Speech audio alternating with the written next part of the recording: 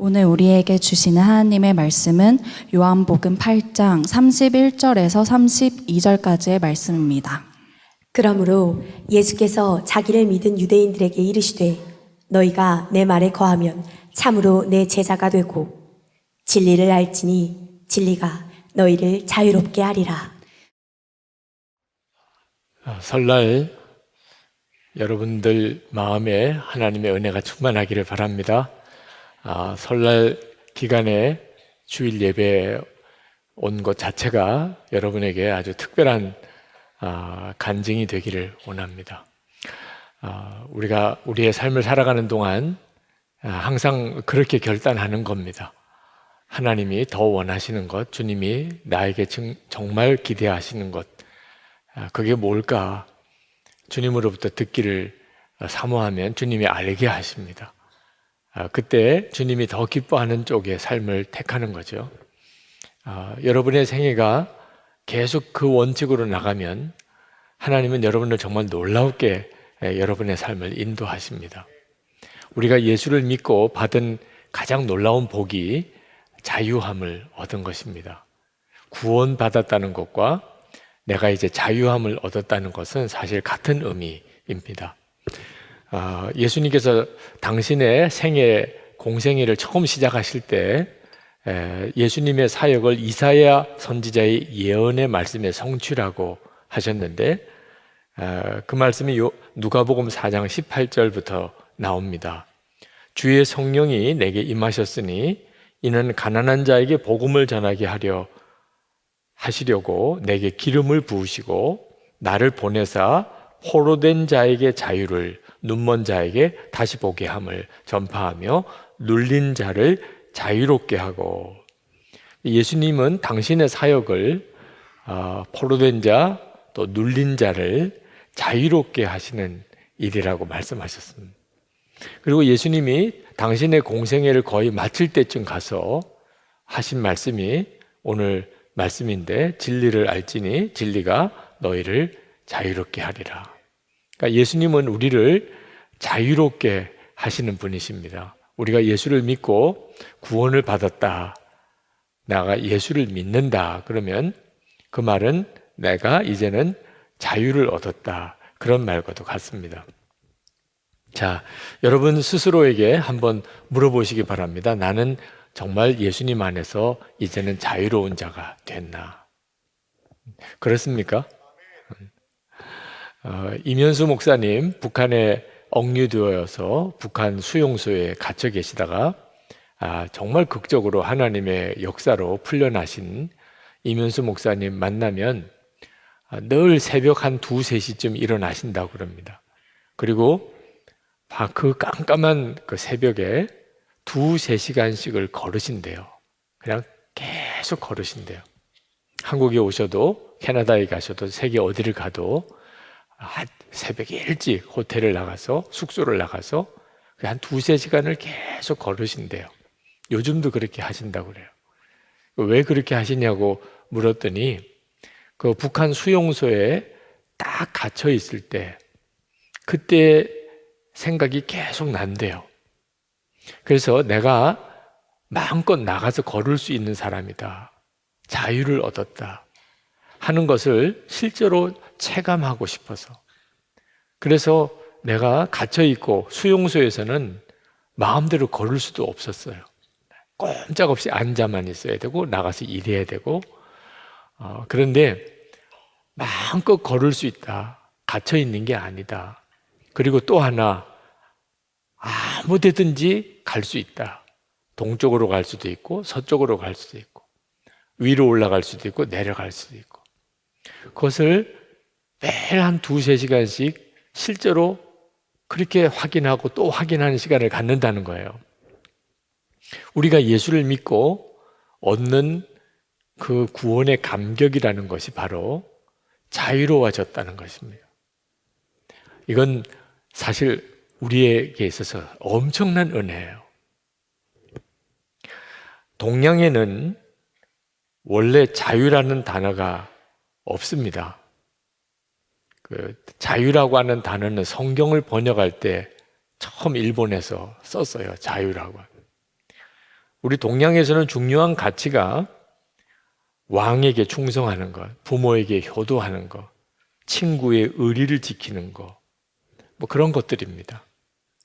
처음에 성경을 번역을 해야 되는데 이 로마서 8장 32절 말씀, 진리가 너희를 자유롭게 하리라 하는 말씀을 이렇게 번역할 때 어떻게 썼냐면 진리를 알아라 그리하면 너희를 놓아줄 것이다. 그러니까 동양에서는 자유라고 하는 느낌은 어떤 느낌이 있냐면 갇혔는데, 붙잡혔는데 꼼짝없이 이렇게 구속을 묶여 있는데 그걸 풀어주는 거, 그걸 자유라고 생각을 했어요. 근데 하나님이 우리 인간을 창조하실 때 하나님이 인간에게 주셨던 가장 놀라운 복이 자유입니다. 왜냐하면 하나님 자신이 자유한 자세요. 하나님이 모세를 만났을 때 모세에게 내 백성을 바로에게 가서 풀어주게 하라. 그때 도대체 하나님이 누구시길래 내가 누구 이름으로 가서 바로에게 말을 해야 바로가 알아듣겠습니까? 그때 하나님이 나는 스스로 있는 자다. 그런 표현을 써서 스스로 있는 자. 자유라고 하는 것이 바로 스스로 있는 자라는 뜻입니다. 하나님은 어떤 분이시냐면 자유함 그 자체세요. 그래서 하나님이 사람을 만드실 때 사람에게 주신 것이 자유인데 그 자유는 어디 묶여 있는 데서 풀어준다는 의미가 아니었어요. 처음에는 아담과 하와는 묶여 있는 게 아니었습니다. 그 원래 자유의 의미는 마음대로 해도 된다는 거예요. 마음대로 돼. 너 마음대로 해도 돼. 이 에덴 동산에서 너 하고 싶은 대로 다 해도 돼. 이건 엄청난 거잖아요. 네. 와, 자유가 그런 건가? 우리도 이제 타락한 이후의 삶을 살기 때문에 우리 생각 속에 자유는 묶여 있는 데서 풀리는 것만 생각합니다.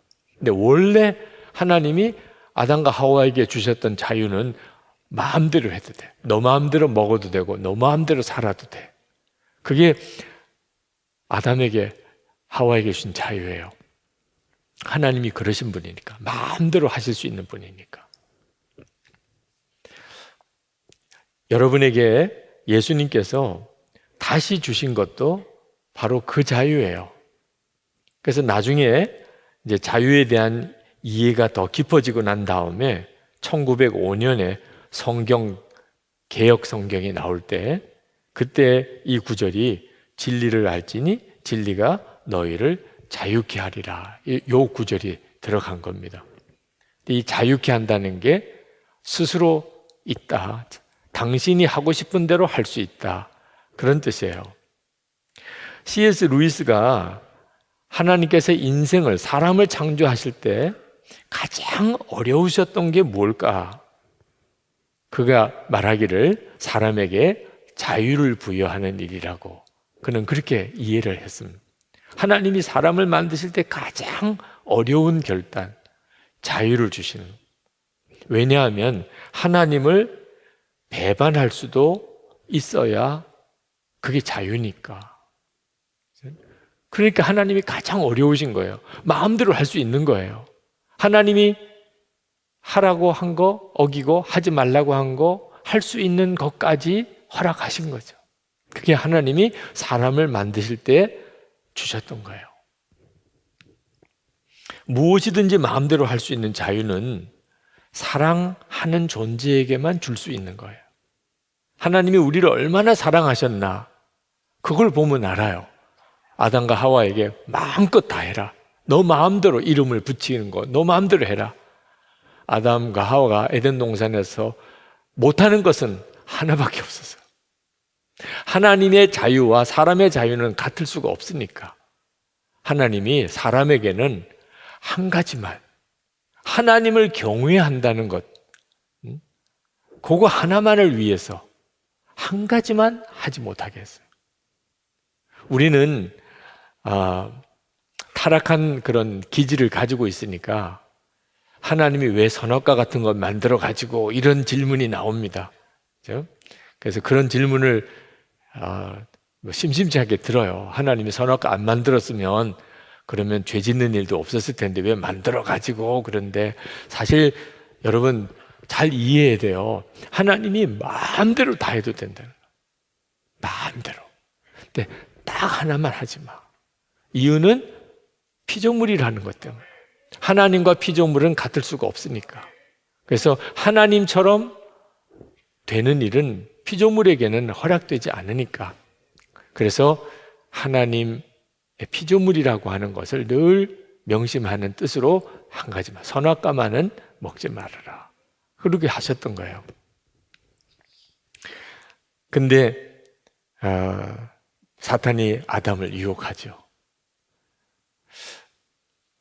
그 하지 말라고 한 걸 엄청나게 크게 만든 겁니다. 그 하나만 하나님을 경외하는 마음으로 선악과를 먹지 않으면 그 에덴 동산에 있는 모든 것을 다 먹을 수 있어요. 그 에덴 동산에서 마음껏 자유롭게 지낼 수가 있어요. 그런데 마귀가 선악과를 먹어봐. 그러면 너가 하나님처럼 될 거야. 다시 말하면 하나님을 경외함을 뺏어가는 거죠. 내가 하나님처럼 될 거야. 전도서 12장 13절에 솔로몬이 하나님을 경외하고 그 명령을 지킬지어다. 이것이 사람의 본분이다.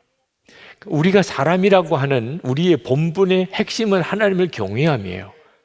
그러면 우리는 가장 행복하고 완벽한 행복을 누리고 살아요. 하나님을 경외하면. 그러면 하나님이 우리에게 허락하신 모든 것을 다 누리게 돼요. 그 핵심은 자유예요. 그런데 마귀가 하나님을 경외함마저 뺏어가는 거예요. 그 하나님을 경외하는 것을 잃어버리게 돼서 선악과를 따먹게 됩니다. 그리고 모든 것을 잃어버려요. 그 선악과만 따먹은 게 아니고 모든 것을, 그 에덴 동산에서 쫓겨나죠. 그게 인간의 타락입니다. 온 인류가 이렇게 저주 아래 있게 되었고 사단의 노예가 됐어요. 그래서 이제는 완전한 자유를 잃어버리게 됩니다. 그건 여러분이 실제로 경험하는 일이에요. 하고 싶은 거 사실은 내게 안 좋은 게 거의 대부분이에요. 하기 싫은 거 내게 유익한 게 대부분이에요. 완전히 뒤바뀌어 버렸어요. 마귀가 우리를 죄의 덫으로 사로잡아 놓고 나니까 해야 될 거, 유익한 것은 하기 싫고 내게 해로운 거, 안 되는 것은 자꾸 하고 싶고. 이게 정말 무서워요. 그죠? 그래서 우리가 하루를 살아도, 한 주일을 살아도, 1년을 살아도 지나고 나면 후회가 계속 남는 거예요. 잘못 살았어요. 또 잘못 살았어요. 오늘도 여러분 이렇게 예배 왔지만 여러분의 마음에 정말 비참한 분들이 있을 거예요. 이번 주간도 왜 나는 이렇게 살았을까? 너무 비참해요. 안 되나 봐 나는. 그게 바로 마귀에게 사로잡힌 영혼의 실상이에요. 하나님께서 그런 우리를 그 노예에 대해서 자유를 잃어버린 상태에서 우리를 구원해 주시려고 예수님이 십자가에 죽으신 거예요. 예수님의 십자가로 우리가 구원받은 것은 로마서 6장 6절에 이렇게 말씀합니다. 우리가 알거니와 우리의 옛사람이 예수와 함께 십자가에 못 박힌 것은 죄의 몸이 죽어 다시는 우리가 죄에게 종노릇 하지 아니하려 함이니. 이제는 더 이상 육신에 끌리고 죄에 끌려서 사는 자가 되지 않게 하려. 자유를 주시려고. 이제는 끌려 살지 않게 하려. 안 되는데 하면서 하는 거. 이건 이러면 큰일 나는데 하면서 그렇게 행하는 거. 내게 해로운데 알면서도 또 그 일을 행하는 거. 이렇게 살지 않게 하시려고 우리를 자유하게 하시려고 예수님이 십자가에 죽으시고 우리를 구원하셨어요. 그리고 우리 주님이 우리에게 주신 것이 다시 마음대로 할 수 있는 자유를 주신 거예요. 그 마음대로 할 수 있는 자유의 핵심은요, 이제는 주님을 따라 살 수 있게 된 겁니다. 전에는 주님을 따라 살 수가 없었어요. 죄의 종이니까. 근데 이제는 자유하게 됐어요. 그 자유를 예수 믿고 구원받았다. 내가 이제 자유를 얻었다는 핵심은요, 주님을 따라 살 수 있게 된 겁니다. 주님이 이리로 가자. 그러면 따라갈 수 있게 된 거예요. 주님이 이거 하자. 그러면 그렇게 할 수 있게 된 사람이 된 겁니다. 그게 바로 여러분이 예수 믿고 자유를 얻었는지 못 얻었는지의 중요한 기준이에요. 주님이 하자는 대로 할 수 있는 사람이 됐나? 주님이 하지 마라 그러면 안 하고, 주님이 하자 그러면 하고, 이렇게 된 사람이 예수를 믿고 구원받은 사람이에요.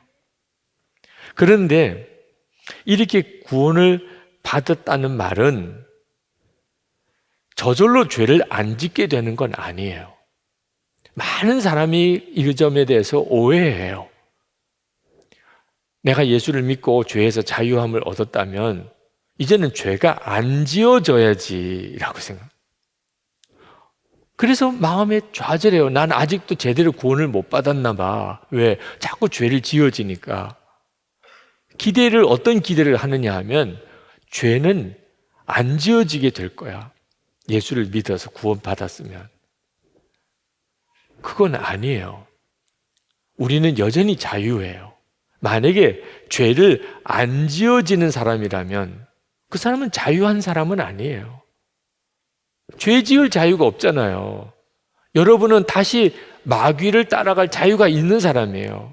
얼마든지 죄를 지을 자유가 있는 사람이에요. 그러니까 그렇게 살았잖아요. 예수를 믿고 구원받고 자유를 얻었다면서도 또 주님이 그렇게 싫어하는 일, 그러나 사람만 안 보면, 주변에 교인들만 없으면 그렇게 살았잖아요. 음란한 것도 보고 거짓말도 하고 혈기도 부리고 욕심도 하고 다른 사람에게 굉장히 해코지하기도 하고. 나는 구원 못 받았나 봐. 아니에요. 여전히 여러분에게는 주님을 거역할 자유까지도 다 있는 거예요. 단 주님이 우리에게 하시는 일은 강제로 죄를 안 짓게 하지는 않으세요. 자유를 주셨으니까. 우리에게 오셔서 우리를 인도하실 분이에요. 여러분이 오늘 교회 오실 때 가만히 잘 생각해 보세요. 네, 교회 안 올 수 있었죠. 네. 오늘 교회 올 수밖에 없어서 오신 분, 영화 보러 나가려고 했는데 자꾸 다리가 교회 쪽으로 계속, 아니야, 나 영화 보러 자꾸 교회 쪽으로 이렇게 가서, 그래서 할 수 없이 지금 교회에 와서 이렇게 앉아 있는 분, 나 정말 미치겠어. 난 이렇게 교회밖에는 안 오게 되나. 이런 사람 한 사람도 없잖아요. 얼마든지 영화 보러 다른 길 갈 수도 있죠. 네. 그런데 여러분의 마음에 오늘 주일이잖아. 설날이지만 주일이잖아. 교회 가야지. 여러분이 주님을 따라오신 거잖아요. 이게 자유인 거예요. 근데 실제로는 이런 자유를 누리지 못하는 사람이 거의 대부분이에요. 주님이 이끄심에 대한 느낌도 없고 주님의 이끌심도 없어요. 그냥 육신이 원하는 대로 사는 거예요. 죄가 나를 충동하는 대로 사는 거예요. 그렇게 완전히 죄의 종노릇 하는 사람들이죠.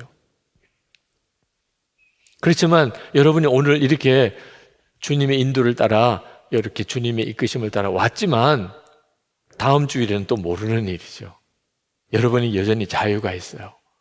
다음 주일에는 정말 비참한 곳으로 갈 수도 있지요. 그게 바로 우리예요. 다시 죄짓고 다시 음란하게 살고 다시 하나님을 떠날 수도 있어요. 그렇기 때문에 여러분이 이렇게 예배를 드리는 일을 주님이 기뻐하는 거예요. 예배 안 드릴 수도 있기 때문에요. 얼마든지 예배 안 드릴 수도 있으니까. 얼마든지 엉뚱하게 완전히 세상적으로 빠져 살 수도 있으니까. 그렇게 하지 않고 여러분 안에 계시는 주님의 이끄심을 따라 여러분이 행동하고 반응하는 것을 기뻐하시는 거예요. 자유함 가운데 여러분이 선택한 것이니까. 어쩔 수 없이 이럴 수밖에 없는, 물론 여러분 중에도 그런 사람이 있을 거예요. 오늘 교회 안 나오면 집에서 거의 쫓겨나는 사람. 더 이상 용돈 없어. 너 집 나가, 교회 안 나올 거면. 이래서 할 수 없이 여기 와 있는 사람. 그렇죠? 그런 사람도 있을 수 있죠. 네. 근데 아마 거의 대부분은 그 정도까지는 아닐 거예요. 탕자가 아버지 집에 돌아왔어요. 아버지 재산 달라고 그래서 나가서 허랑방당에 다 쓰고 굶어 죽을 지경이 됐다가, 그래도 아버지는 나를 기다릴 것이라고 그렇게 한가닥 기대를 가지고 왔다가 아버지의 사랑을 확인하고 다시 아버지 집에서 살았죠. 그 탕자는 얼마든지 다시 집 나갈 수 있었어요. 그게 자유지요. 그런데 집을 떠나서 살아본 경험 때문에 그때는 지긋지긋해서 떠나고 싶었던 집이 탕자에게는 정말 천국같이 느껴지는 거예요. 그래서 이제는 더 이상 안 떠나요. 얼마든지 나갈 수 있지만 탕자는 아버지가 기둥에다가 묶어뒀기 때문에 집을 안 나가게 된 게 아니에요. 마음이 바뀌어버렸어요. 이제는 아버지 집이 더 좋아. 그렇게 됩니다. 그래서 우리가 예수를 믿고 사는 거예요. 어느 집사님이 알코올 중독 상태에 굉장히 심한 상태, 자살 충동도 느끼고, 그런데 참 놀라운 하나님의 은혜로 그가 그 알코올 중독에서 벗어났어요. 오늘도 예배를 드리고 가셨습니다. 벗어날 정도가 아니에요. 사람이 정말 너무나 놀랍게 바뀌셨어요. 그런데 만나서 이야기를 나누는데, 목사님, 저는요 오늘 저녁에 딱 술 한 잔만 하면 3일 뒤에 완전히 폐인이 됐던 그 상태로 다시 돌아갑니다. 3일 만에 술 한 잔만 딱 다시 마시면. 그리고 그때부터 또 다시 시작해야 돼. 그 알코올 중독에서 벗어나야 되는 그 끔찍한 고통스러운 과정을 다시 밟아야 지금의 상태가 돼요. 그래서 자기는 술인 손도 안 댄다는 거예요. 마음속에 때때로는 술에 대한 충동도 욕구도 있지만 그게 얼마나 끔찍한 건가를 아니까. 술이 없어서 안 마시는 게 아니에요. 술이 안 마시고 싶기 때문에 안 마시는 것도 아니에요. 얼마든지 마실 수 있어요. 자유예요. 네. 그게 우리가 구원받고 누리는 자유예요. 그런데 안 마시는 거예요. 이제는 더 이상 그 술의 노예가 되는 길로 가고 싶지가 않아요. 그래서 안 하는 거예요. 이것이 자유예요. 우리가 만약에 예수님이 허락하신 이 자유를 진짜 제대로 지키고 누리고 살면 그게 열쇠예요. 여러분의 인생에 있어서. 정말 드리고 싶은 말씀이에요. 청년 때에 있는 여러분, 여러분의 인생에 있어서 하나님이 주신 최고의 선물은 예수님 안에서 자유를 주신 거예요. 여러분 뭐든지 할 수 있어요. 더 타락할 수도 있어요. 정말 주님과 온전히 동행하는 삶을 살 수도 있어요. 다 열려져 있어요. 꼼짝없이 교회만 다니게 만드신 거 아니에요. 꼼짝없이 예수 동행 일기만 쓰라는 것도 아니에요. 꼼짝없이 매일 1시간씩 기도하라는 것도 아니에요. 안 할 수 있어요. 예수님은 여러분에게 자유를 주셨지, 여러분을 또 다른 형태로 여러분을 이렇게 딱 묶어둔 거 아니에요. 근데 그 자유는 죄와 마귀에게 끌려가지 않는 자유예요. 이제는 예수님을 따라가는 자유예요. 여러분이 이 사실을 제대로 누리면, 그러면 여러분의 인생은 하나님이 처음 사람을 만드실 때 계획하셨던 그 엄청나고 놀라운 삶을 살아가게 돼요. 하나님이 오죽하셨으면 아담에게 마음대로 하라 그랬을 거예요. 에덴 동산에 너 마음대로 해라. 너 마음대로 먹고 싶은 대로 먹고, 너 마음대로 이름 붙이고 싶은 대로 이름 붙이고, 너 그렇게 살아. 하나님은 아담과 하와에게 최고의 것을 주신 거예요. 그리고 너무나 자유롭게 행복하게 누리면서 살게 하신 거예요. 예수님 안에서 우리를 그렇게 회복시키신 거예요. 그런데 왜 그걸 못 누리죠? 하나 지켜야 되는 거, 하나 지켜야 되는 것을 못 지키는 거예요. 아담과 하와는 선악과였어요. 우리에게는 뭐죠? 하나님을 경외함이에요. 홍정일 목사님이 오래전에 이야기인데, 미국 뉴욕의 메트로폴리탄 아트 뮤지엄에 갔었던 이야기를 하시더라고요. 거기에 갔더니 그날 특별한 어떤 전시회 광고가 있더래요. 2조 백자 대전. 우리나라 조선시대 때 그 백자를 진열하는 그런 특별한 전시회가 있었습니다. 깜짝 놀랐어요. 당연히 거기를 둘러보게 됐죠. 한 200점 정도 조선시대 백자들이 너무너무 아름다운, 이야, 이래서 이조백자 하는구나. 그런 정말 기가 막힌 조선시대 백자가 도자기가 쫙 진열이 되어 있는데 도대체 어디서 이런 전시회를 했나 하고 보았더니 하시모토 컬렉션이라고 그 도록에 나와 있더래요.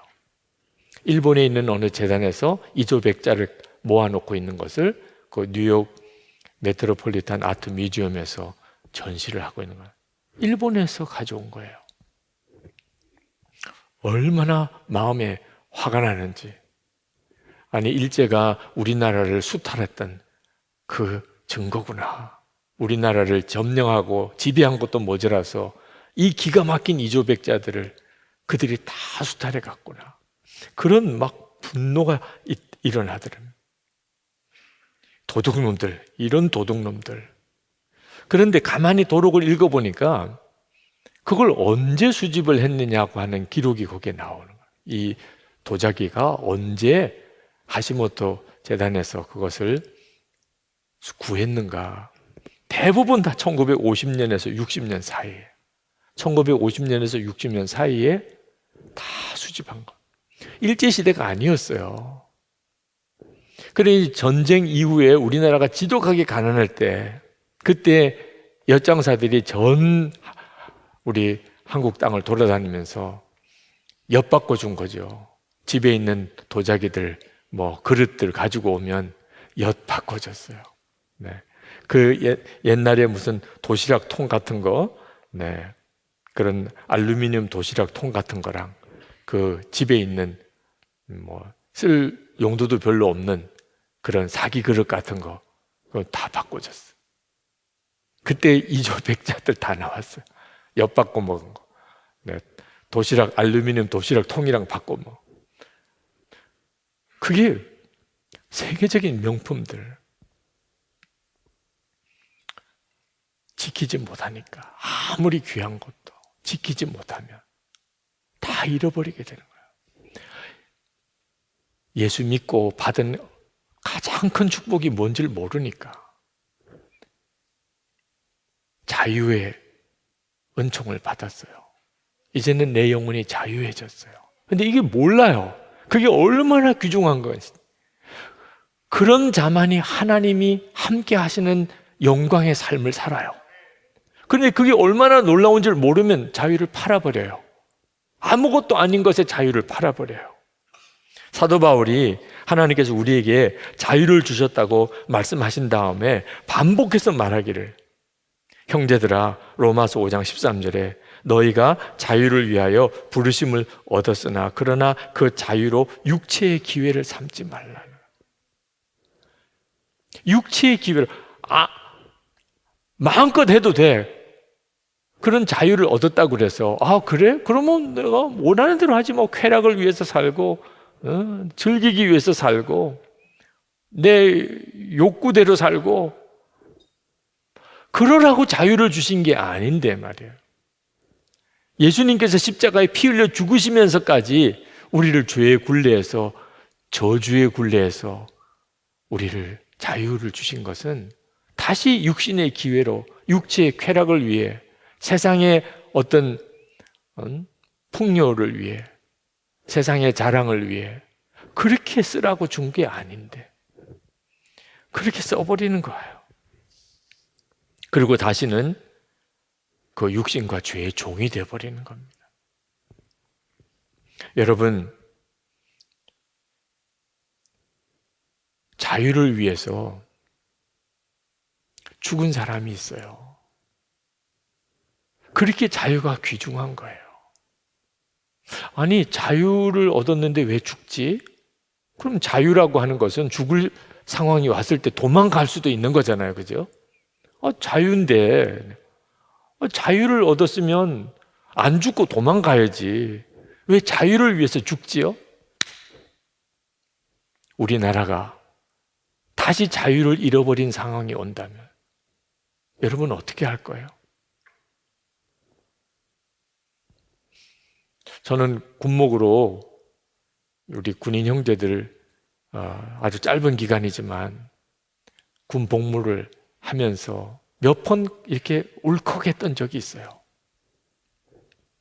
최전방 철원의 그 최전방 철책선 근무를 하는 병사들 위문하러 갔었을 때요. 한번 들어가면 거기서 자고 나와야 돼요. 왜? 진짜 중요한 위문의 순간은 그 밤에 일몰될 때, 그때 그 휴전선 각 그 진지에 투입이 되는 우리 군인들 위문하는 시간, 거기서 밤새도록 그 휴전선 철책선을 지킵니다. 그때 이제 투입 전 기도를 해요. 하나님 앞에 기도했어요. 저는 뭐 기도를 시작할 때 군목이니까 당연히 기도를 해야죠. 또 그 GOP에 들어갔으니까 당연히 군목은 기도해야죠. 뭐 그 생각하고 그냥 기도를 시작했어요. 하나님, 오늘 우리가 철책선을 지키기 위해서 진지에 투입을 하게 됩니다. 근데 갑자기 어떤 기도가 나오냐면, 오늘 저희들이 여기서 밤을 새면서 철책선을 지키면서 우리 부모와 우리의 형제들은 편안한 잠을 자게 해주십시오. 내가 그렇게 기도하는데 막 내가 울 것 같은 거예요. 여러분, 매일 저녁에 그냥 편안하게 밤이니까 여러분 마음대로 자잖아요. 그죠? 네. 그러나 잘 수 없는 사람들이 휴전선, 철책선에 근무하고 있어요. 만약에 그 근무를 안 하면 어느 순간에 어떻게 우리나라의 안보가 다 대혼란에 빠질지 모릅니다.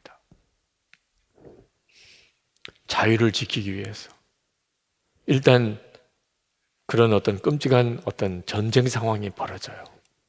우리나라를 삼켜서 우리를 완전히 어떤 노예로 만들어 버리려고 하는 그런 어떤 획책하는 나라나 또는 북한이 그렇게 전쟁을 해 온다면 누군가는 죽음을 각오하고 나가야 되죠. 만약에 우리나라가 그런 일이 다시 일어나지 않아야 하겠지만 정말 독재자가 나서서 온 국민을 자유를 억압하는 그런 일이 벌어진다면 누군가는 죽음을 각오하고 자유를 지키려고 나가야 되는 거죠. 자유는 그게 자유거든. 내가 죽을지언정 노예는 될 수가 없다. 그렇게 중요한 게 자유라는 거예요. 여러분이 예수를 믿고 얻은 자유, 예수님은 십자가에서 죽음으로 허락해 주신 거예요. 그런데 간단하게 적당하게 생각하면 안 돼요. 죄 지을 수도 있으니까 그냥 죄 짓고, 육신의 욕구를 따라갈 수도 있는 거니까 그냥 따라가서는 안 되는 거예요. 그러라고 자유를 주신 게 아니니까. 진정한 자유는 엄청나게 소중한 거예요. 미국이 영국에서 독립할 때 필라델피아에서 독립건국회의를 했었습니다. 그때 쟁점 중에 하나가 우리가 그냥 영국의 왕의 통치를 받자, 굳이 왕에게서 독립을 해야 되냐, 이런 문제 때문에 논란이 있었어요.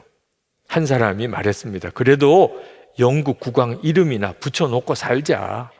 직접적인 통치는 안 받아도 지금 영연방 국가처럼 우리도 그냥 상징적으로라도 영국의 국왕의 우리 통치 아래 있다고, 이런 식으로 해도 되잖아. 왕이 없는 사람들이 무슨 질서가 있겠어. 그 시대 때는 다 어느 나라 왕이 있었어요. 미국은 왕이 없는 그런 나라를 지향하는 그런 순간에 있었습니다. 그때 어떤 분이 이렇게 제안했습니다. 우리가 완전히 독립하지 말고 영국 국왕 이름을 붙여놓고 그냥 그 아래서 삽시다. 그때 미국의 건국의 아버지 중에 한 분인 패트릭 헨리가 이렇게 말했습니다. 유명한 말이에요. 여러분도 아마 기억하고 있을 거예요. 자유가 아니면 죽음을 달라. 그게 미국 건국의 기초가 됐죠. 자유가 아니면 죽음을 달라. 우리가 한 나라에 이 자유로운 삶을 살 때도 이 정도의 자세가 있다면 자유가 아니면 나 죽음을 달라. 우리가 하나님 앞에서 우리의 인생 전체를 걸고 하나님, 예수님께서 십자가에 죽으심으로 나에게 주신 자유인데 만약에 내가 이 자유를 진짜 누리고 살지 못한다면 차라리 저에게 죽음을 주세요. 죄의 종노릇하고 육신의 종노릇하고 혈기의 종노릇하고 하나님 저 더 이상 이렇게 살고 싶지 않습니다. 그러려면 하나가 필요한 거예요. 딱 하나. 여러분이 하나님이 주신 자유를 마음껏 누리면서 여러분에게 주어진 인생, 주님과 함께하는 엄청나고 놀라운 복된 삶을 살려면 딱 하나, 딱 지켜야 되는 거 하나. 여러분 안에 오신 예수님을 진짜 믿고 주님만 따라 사는 거예요. 고린도후서 13장 5절에 너희가 믿음에 있는가? 너희 자신을 시험하고 너희 자신을 확증하라. 예수 그리스도께서 너희 안에 계신 줄을 너희가 스스로 알지 못하느냐? 그렇지 않으면 너희가 버리운 자니라. 우리가 예수를 믿고 하나님이 우리에게 죄와 육신의 종노릇하는 자유를 주셨어요. 그리고 그 자유를 우리가 영원히 지키고 살게 하기 위하여 예수님께서 우리 안에 오셨어요. 할렐루야. 여러분이 이 사실을 정말 믿어야 돼요. 예수님 인격적으로 얼마든지 만날 수 있어요. 지금 여러분은 예수님의 이끌림을 받은 사람들입니다. 이렇게 하는 거예요. 주님을 인격적으로 만난다는 것. 주일이면 교회 가야지. 이런 생각이 주님이 교회 가. 이렇게 말한 거와 똑같아요. 나는 한 번도 주님의 음성을 들어본 적이 없어. 그런데 어떻게 교회는 왔어요? 마음에 주일이면 교회 가야지. 그 주님이 아무개야, 너 교회 가서 예배 드려라. 그 말씀을 들은 거라니까요. 아니 주의 음성을 이렇게 듣고도, 그리고 듣고 여기까지 와놓고도 뭘 주님의 음성을 한 번도 들은 적이 없다는 거예요. 여러분이 이렇게 귀를 기울여 보세요. 여러분 안에 주님은 계속해서 하루에도 여러분이 상상한 것 이상으로 여러분에게 말씀하세요. 이번 명절에 가족, 친척들 이렇게 만나는 시간을 가졌을 때도 주님은 계속 여러분에게 말씀하세요. 부모님에게 이렇게 하고, 형제에게 이렇게 하고, 친척에게 이렇게 하고, 또 남은 시간을 이렇게 쓰고. 주님이 이런 설날에도 성경 읽으라고 할까봐 안 물어보는 사람들 있어요. 물어봐야 또 성경 읽으라고 하겠지. 물어봐야 또 설날에도 1시간 기도해라 그러겠지. 그래서 그냥 안 물어보는 거야. 안 물어보고 내가 하고 싶은 대로 그냥 다 하는 거야.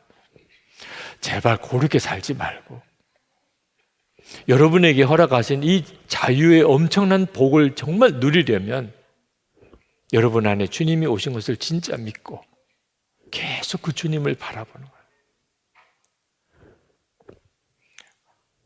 어느 출판사에서 저에게 추천사를 하나 써달라고 요청 메일이 왔는데 보니까 파스칼이 쓴 팡세를 이번에 새롭게 출간을 한다고 저에게 추천사를 써달라고 왔더라고요.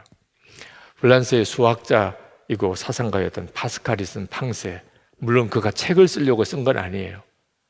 우리가 늘 하는 것처럼 예수 동행 일기처럼 그냥 계속 매일매일 마음에 주신 거, 어떤 도전받은 거 이런 것들을 메모하는 형태로 쭉 해놓은 것들을 그 사후에 다시 정리해서 출간한 게 팡세입니다. 참 감동적이에요. 정말 파스칼이 인격적으로 주님을 만났구나. 그걸 알 수가 있었어요. 그 하나하나 구절들을 읽어보면. 파스칼이 인격적으로 하나님을 만난 날, 그가 아브라함이 만났던 그 하나님, 아브라함의 그 하나님, 야곱의 그 하나님, 이삭의 그 하나님인 걸 알았어요. 그냥 개념적인 하나님, 철학자가 생각하는 하나님이 아니었어요. 정말 같이 어떻게 호흡하고, 그리고 실제로 함께 있고 느낄 수 있고, 그리고 함께 걷고 직접 말씀하시고, 아브라함에게 그렇게 하셨잖아요. 이삭에게도 야곱에게도 그렇게 하셨잖아요. 그 아브라함과 이삭과 야곱의 그 하나님을 만났다고 파스칼이 그렇게 고백했어요. 살아계신 하나님, 진짜 존재하는 하나님이었어요. 그리고 파스칼의 인생은 완전히 바뀌어버립니다.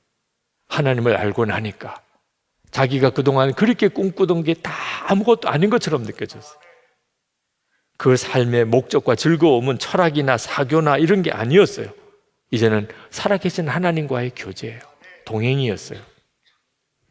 지금 예수님 안에서 우리 모두에게 허락된 것이에요. 여러분이 아직도 그것을 누리고 있지 못하다면 여러분 진짜 그것을 발견해야 돼요. 상상할 수가 없는 정도로 놀라운 거예요. 저는 갈라디아서 2장 20절 말씀을 묵상하다가 하나님이 제 마음속에 이 말씀을 실제로 누려야 된다. 이제는 내가 산 것 아니요 내 안에 그리스도께서 사시는 것이라. 나는 그리스도와 함께 십자가에 죽었고 못 박혔나니 이제는 내가 산 게 아니요 내 안에 그리스도께서 사시는 것이라. 그 말씀을 그냥 알고만 있지 말고 누리라는 거예요. 그래서 제가 조용히 저 자신에 대해서 똑같이 고백해야 돼. 사도 바울처럼 고백해야 된다는 것을 알았어요. 그래서 눈을 감고 주님의 십자가를 묵상하면서 그렇게 선언했어요. 유기성 십자가에서 죽었다.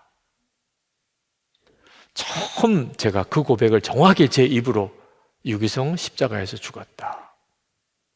그리고는 제 속에 뭔가가 확 뜨겁게 일어나는 것 같았어요.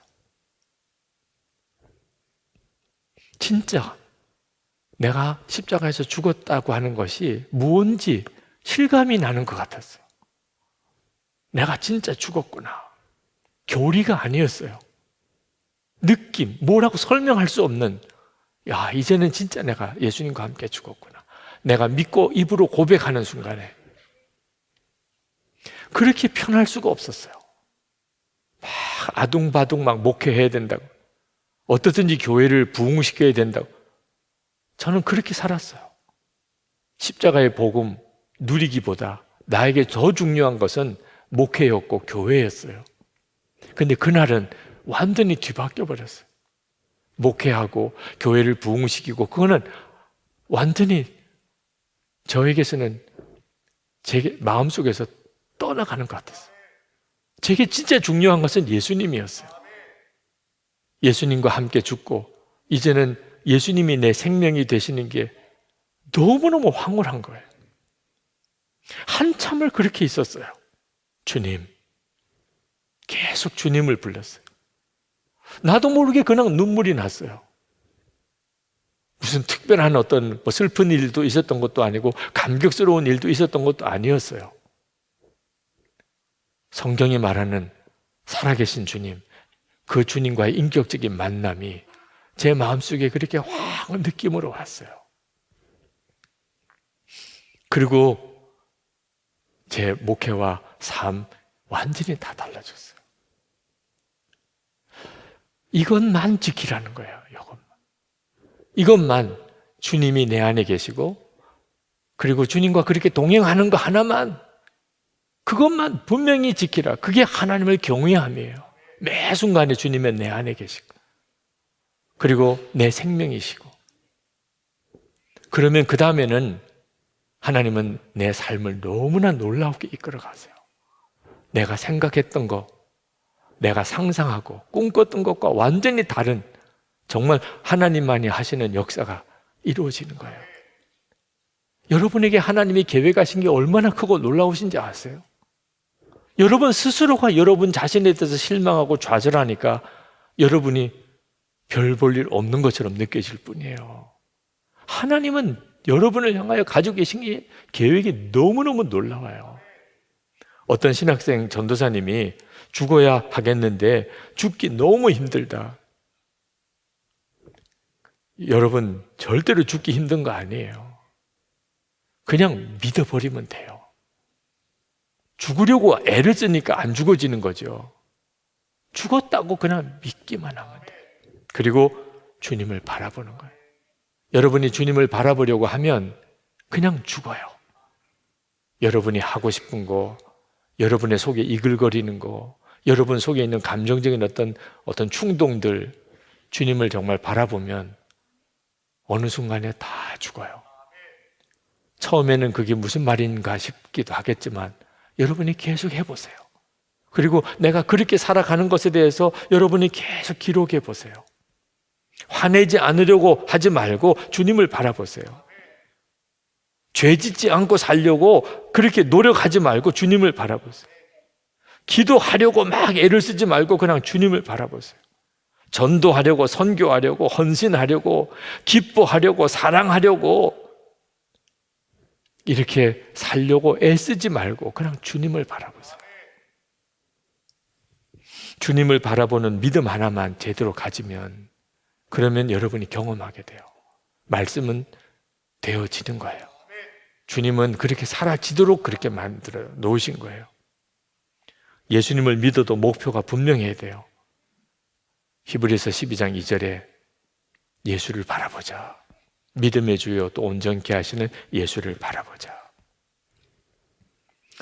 한 가지만 더 여러분에게 부탁드리는 것은 혼자서만 그렇게 하려고 애쓰면 이것조차도 계속 했다가 못했다가 공동체가 같이 가야 돼요.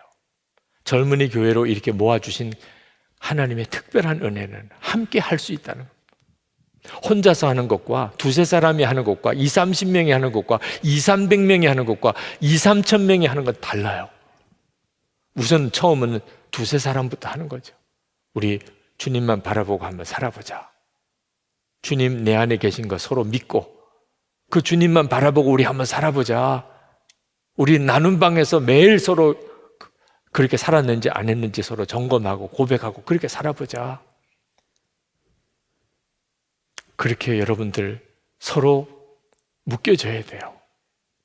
그리고 worship with Jesus 이제 2월에 시작하잖아요. 여러분에게 제안하고 싶어요. 여러분 예수 동행 운동, 여러분의 청년 때 지금 여러분 주변에 청년들이 있잖아요. 우리 예수님과 동행하자. 예수 믿으라고 전도도 해야 되지만 예수 믿고 있는 청년들에게 주님과 동행하자. 그냥 예수 믿는다고만 하지 말고 주님과 동행하자고. 그렇게 여러분 서로 손을 내밀어 보세요. 그래서 예수님과 동행하는 청년들이 100명이 모이고 200명이 모이고 1000명이 모이고 2000명이 모이고 해보세요. 여러분 스스로가 주님과 동행하기 얼마나 쉬운지 몰라요. 프랭크 루박 선교사님이 왜 그렇게 자꾸 사람들에게 주님을 바라보며 일기를 쓰라고 권했는가? 내가 주님과 동행하고 살고 싶어서. 내 주변에 있는 사람들이 다 주님을 바라보고 살면 나도 주님을 바라보고 살기가 너무 좋으니까. 그래서 주변에 있는 사람들에게 다 주님을 바라보고 살라고 했다는 거예요.